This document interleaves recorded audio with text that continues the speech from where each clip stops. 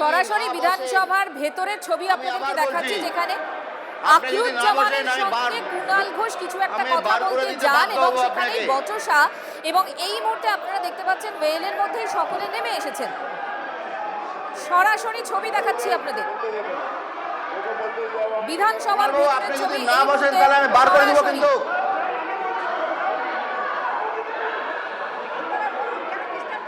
আপনাকে কি বলছি, আপনি যদি শুনেও নেই কুণাল বাবু এর করে দেন হাউস থেকে সাসপেন্ড করে দেন। স্টুডিও বলুন না যে সাসপেন্ড করে দিন। স্টুডিও বলুন। আপনি যদি না বাড়ান, আমি আবার বলছি আপনি যদি না বসেন আমি কিন্তু সাসপেন্ড করে দেবো আপনাকে। বার করে দিন তো ওকে, বার করে দিন একদম ইমিডিয়েটলি বার করে দিন ওকে, বার করে দিন। কোনো কথা শুনবে? এই মুহূর্তে কুণাল ঘোষকে বিধানসভার ভেতর থেকে বের করে দেওয়ার কথাই বললেন অধ্যক্ষ। সৌরভ গুহ আমাদের সঙ্গে রয়েছেন। সৌরভ, কি হয়েছে?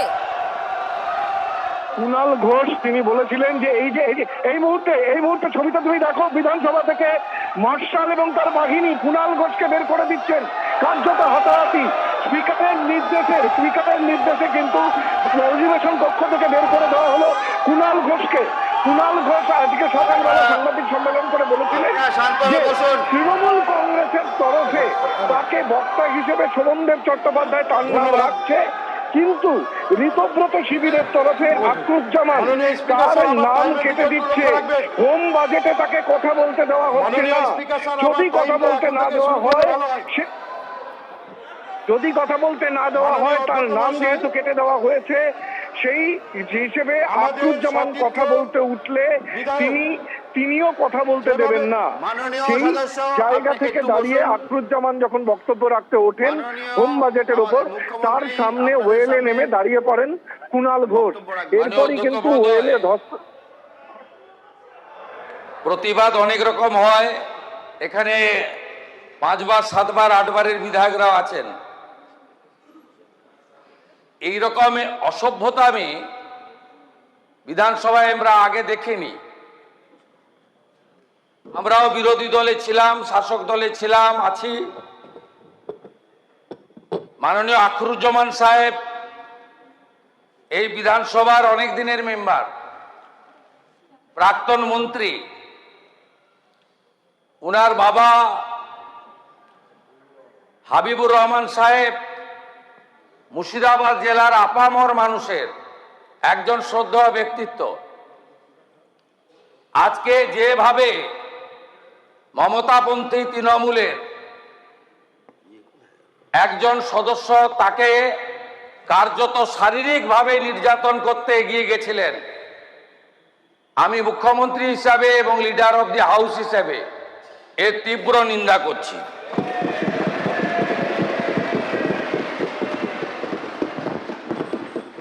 একটু স্যার টাইমের দিকে লক্ষ্য রাখবেন স্যার।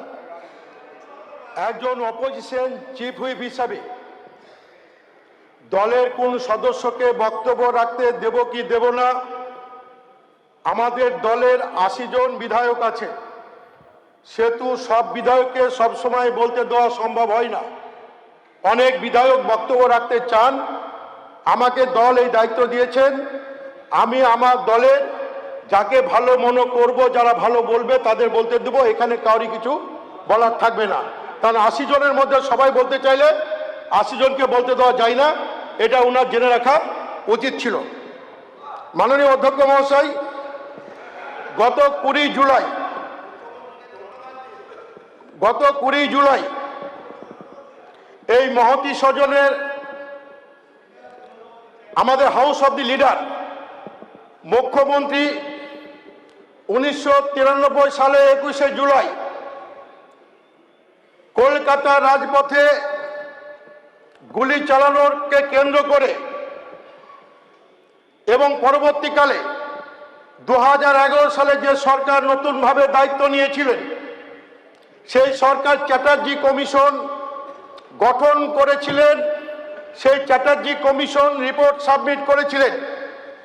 তৎকালীন মুখ্যমন্ত্রী সেই রিপোর্ট হাউসে বা সদনে প্রকাশ করার সাহস দেখাননি।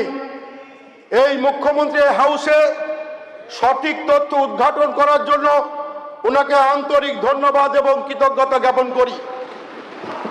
তার কারণ 1993 সালে যার নেতৃত্বে আন্দোলন সংগঠিত হয়েছিল এবং যার নেতৃত্বে আন্দোলন সংগঠিত হওয়ার কারণে তরতাজা 13টা প্রাণ কলকাতার রাজপথে লুটিয়ে পড়েছিল।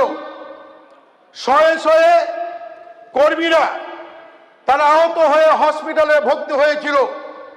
সেই আন্দোলন এখন বিভিন্ন জায়গায় দেখছি no voter, no identity, no vote, এই ইস্যু কিন্তু প্রকাশ্যে আসছে। সেই সময় সেই আন্দোলনকে সামনে রেখে মহাকরণ অভিযানের ডাক দেওয়া হয়নি। সেই সময় মহাকরণ অভিযানের যে ডাক দেওয়া হয়েছিল, বামফ্রন্ট সরকারের ব্যর্থতা, মুখ্যমন্ত্রী পদত্যাগের দাবিকে সামনে রেখে মহাকরণ অবরোধের ডাক দেওয়া হয়েছিল। পরবর্তীকালে no voter no identity card issue করে বাংলার মানুষের 13 জন তাজা যুবকের রক্তের উপর ভর করে 2011 সালে বাংলা সিংহাসনে বসার পরে উনি যে চ্যাটার্জি কমিশন গঠন করেছিলেন, সেই চ্যাটার্জি কমিশনের তথ্য কিন্তু উনি প্রকাশ্যে আনতে পারেননি। কেন? মানুষের মনে প্রশ্ন দেখা দিয়েছে।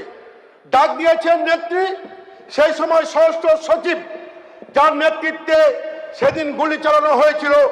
দেশের মানুষ দেখেছে 2011 সালে সরকারে আসার পরে সেই স্বরাষ্ট্র সচিবকে পুরস্কৃত করে তার ক্যাবিনেটে মন্ত্রিসভায় কেন স্থান দিয়েছিলেন, বাংলার মানুষের মনে সেই প্রশ্ন এখনো আছে। বাংলার মানুষ বারবার কেন তৎকালীন স্বরাষ্ট্র সচিব কেন আবার তাকে রাজ্যসভায় পাঠানো হয়েছে, বাংলার মানুষের মনে প্রশ্ন আছে। আমি বর্তমান মুখ্যমন্ত্রী শুভেন্দু অধিকারীকে আরেকবার কৃতজ্ঞতা জানাবো এই কারণে যে উনি সেই সময় যে কমিশন বলেছিল যারা আহত হয়েছে, যারা প্রাণ গেছে, পরিবারদের কমিশন 25 লক্ষ টাকা দেওয়ার কথা ঘোষণা করেছিলেন। যারা আহত হয়েছিলেন তাদের 5 লক্ষ টাকা ঘোষণা করেছিলেন। কিন্তু যাদের ওপর ভর করে বাংলার নেতৃত্বে উনি মুখ্যমন্ত্রী হয়েছেন, সেই শহীদ পরিবারগুলোকে উনি ভুলে গেছেন। উনি ক্ষতিপূরণের কথা ভাবেননি, উনাদের অনুদানের কথা ভাবেননি। মুখ্যমন্ত্রী বলেছেন সেই পরিবারগুলো অনুদান চাইলে উনি মুখ্যমন্ত্রী ত্রাণ তহবিল থেকে দিবেন। আমি মুখ্যমন্ত্রীর কাছে অনুরোধ রাখবো যে মানুষের মনে প্রশ্ন আছে যে সেই আন্দোলন এবং গুলি চালানোর পেছনে কোনো ঘটনা লুকিয়ে আছে কিনা, নতুন ভাবে একটা নতুন তদন্ত কমিশন করে এটা যেন জনসমক্ষে প্রকাশ করা হয় এবং যারা খুন করেছিল 1993 সালে যারা গুলি চালিয়েছিল এবং 13 জন শহীদ যারা হয়েছিলেন, যারা খুনি ছিলেন, সেই খুনিদের চিহ্নিত করে তাদের দৃষ্টান্তমূলক সাজা যাতে পায় তার অনুরোধ রাখবো। আবার নতুনভাবে একটা নতুন কমিশন করা যায় কিনা এটা দেখার জন্য আমি বাংলার মুখ্যমন্ত্রীর কাছে এই সদনে আমি অনুরোধ রাখছি। অপরদিকে বাংলার মুখ্যমন্ত্রী বলেছেন যে ভয় নয়, ভয় আউট, ভরসা ইন। গত 21শে জুলাই শহীদদের তর্পণে আমরা প্রতি বছর আমাদের নেত্রী যেভাবে করে এসছেন, মানুষকে যেভাবে বিভ্রান্তি করেছেন, যাদের রক্তের বিনিময়ে বাংলা সিংহাসনে বসেছিলেন, শহীদ তর্পণের নামে বিভিন্ন নায়ক নায়িকা দিয়ে মঞ্চ আলোকিত হয়েছে। গতকাল 21শে জুলাই ছিল সেই শহীদদের তর্পণের লক্ষ্যে। আমরা সেই শহীদদের প্রকৃত শ্রদ্ধা জ্ঞাপন করার লক্ষ্যে আমরা গান্ধী মূর্তির পাদদেশে 21শে জুলাই ডেকেছিলাম। আমি মুখ্যমন্ত্রীর কাছে অনুরোধ রাখবো যে আপনি বলেছেন ভয় আউট, ভরসা ইন, কিন্তু আমাদের এই মেয়র রোডে আসার ক্ষেত্রে শহীদ সমাবেশে আমরা দেখেছি বিভিন্ন জায়গায় বিজেপির কর্মীরা কৃষ্ণনগর, বারাকপুর, বর্ধমান, 24 পরগনায় আমাদের কর্মীদের বাস থেকে নামিয়ে আমাদের বাস ভাঙচুর করা হয়েছে, আমাদের কর্মীতে আঘাত করা হয়েছে।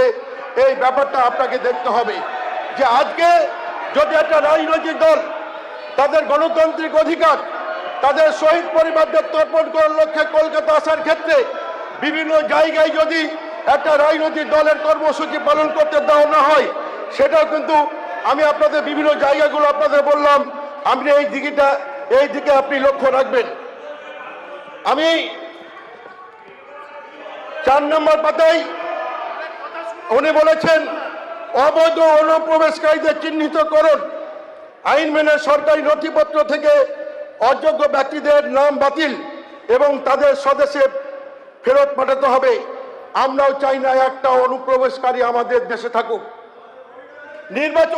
নির্বাচন চলাকালীন, নির্বাচন প্রাককালে এই যে স্লোগান আপনারা তুলেছিলেন যে এই বাংলার মাটিতে লাখো লাখো রোহিঙ্গা আছে, লাখো লাখো অনুপ্রবেশকারী আছে, এবং আপনাদের দাবিকে মেনে নিয়ে এবং তৎকালীন নির্বাচন কমিশন এসআইআর চালু করেছিলেন। সারা দেশব্যাপী বাংলার বুকে এসআইআর চালু হয়েছিল।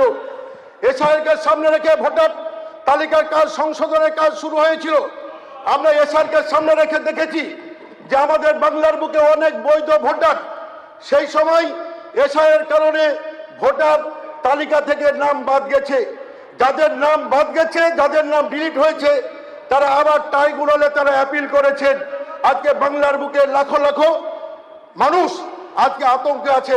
আমি বাংলার মুখ্যমন্ত্রীর কাছে অনুরোধ রাখবো যে এই ট্রাইব্যুনাল যে জুডিশিয়ালটা আছে, একমাত্র কলকাতায় একটা জায়গায় ট্রাইব্যুনাল কোর্ট আছে, এই কোর্টটাকে জেলায় জেলায় ছড়িয়ে দিয়ে প্রকৃত যারা দেশের নাগরিক তাদের সঠিক তথ্য প্রমাণ দিয়ে তাদের যাতে দুশ্চিন্তা মুক্ত হয় সেই দিকে লক্ষ্য রাখবেন। এই হাউস থেকে আমি বাংলার মুখ্যমন্ত্রীর কাছে আমি আবেদন রাখবো। আজকে পুলিশ বাজেটে অনেক কথা বলা হয়েছে। আজকে একটা নতুন জেলা পুলিশ জেলা ঘোষণা করা হয়েছে। আমি আমার জেলার মুর্শিদাবাদ জেলার জঙ্গিপুর পুলিশ জেলায়, আপনি নিশ্চয় অবগত আছেন, রঘুনাথগঞ্জ পিএস একটা দুটো ব্লক এবং একটা পৌরসভা নিয়ে রঘুনাথগঞ্জ থানা আছে। এই পূর্ববর্তী সরকার একটা প্রস্তাব রেখেছিল রঘুনাথগঞ্জ থানাকে জঙ্গিপুর ফাঁড়িকে নতুন থানা হিসাবে স্বীকৃতি দেওয়ার কথা। পূর্ববর্তী সরকার একটা আমাকে যেটুকু তথ্য সেই সময় আধিকারিকরা দিয়েছিলেন যে এই প্রস্তাব নাকি সেই সময় এসেছিল। এবং আপনি নিজেও জানেন যে সুতি 1 নম্বর এবং 2 নম্বর ব্লক মিলে একটা বিতৃষ্ণ এলাকা নিয়ে সুতি পিএস তৈরি হয়েছে এবং বহু মানুষের এক প্রান্ত থেকে অপর প্রান্ত প্রায় 30 কিলোমিটার 40 কিলোমিটার পর্যন্ত এখানে পুলিশিংয়ের প্রচুর অসুবিধা হয়। আমি মুখ্যমন্ত্রীকে অনুরোধ করব, সুতি থানা ভেঙে আয়রন একটা নতুন থানার প্রস্তাব আমি মুখ্যমন্ত্রীর কাছে রাখছি। অপরদিকে রঘুনাথগঞ্জ থানাকে ভাগ করে আর একটা নতুন থানা যেটা জঙ্গিপুর টিওপি ফাঁড়ি বলে চিহ্নিত করা হয়েছে, সেখানটাও আমি বাংলার মুখ্যমন্ত্রীর কাছে অনুরোধ রাখবো যে যাতে জঙ্গিপুর ফাঁড়ি এই থানাটা যাতে এখানে আমাদের স্বীকৃতি পায়। আমাদের এই সদনে গুন্ডা দমন আইন পাশ হয়েছে, আইনে পরিণত হয়েছে।